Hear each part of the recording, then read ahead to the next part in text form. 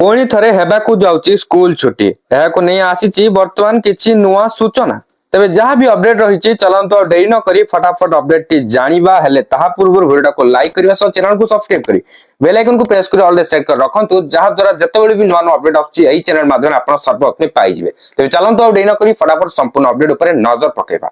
शिक्षक शिक्षा कर्मचारी विभिन्न समस्या नहीं शिक्षक अभिभावक पुरातन छात्र और परिचालना कमिटी सदस्यों ओडिशा माध्यमिक स्कूल शिक्षक संघ बा ओस्टा फेब्रुआरी 3 रे जिला स्तर रे और फेब्रुआरी 7 रे राजधानी भुवनेश्वर रे आंदोलन को ओह्लाइबे। समस्त जिला संगठन को नहीं अनुष्ठित होइतिबा बैठक रे एही निष्पत्ति निया जायछि।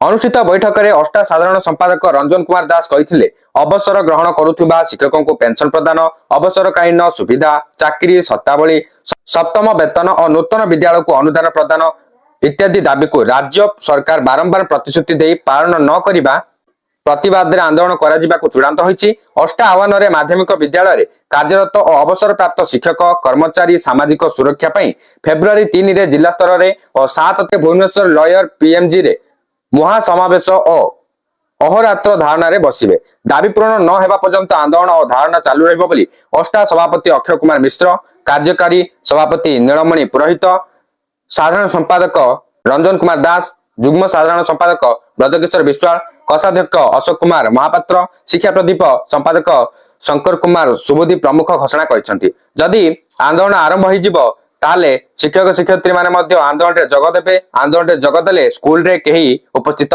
रही परिबे नाही।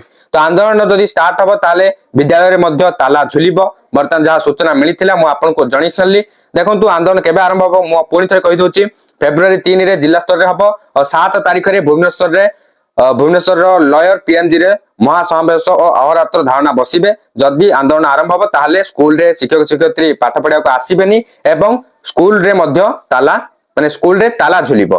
तो बर्तमान जहां भी किछि इन्फॉर्मेशन आस्तिला मु जणी साली वीडियो को शेयर करी अपडेट समस्त भाग रे पहुंचे दियंतु। Thank you for watching.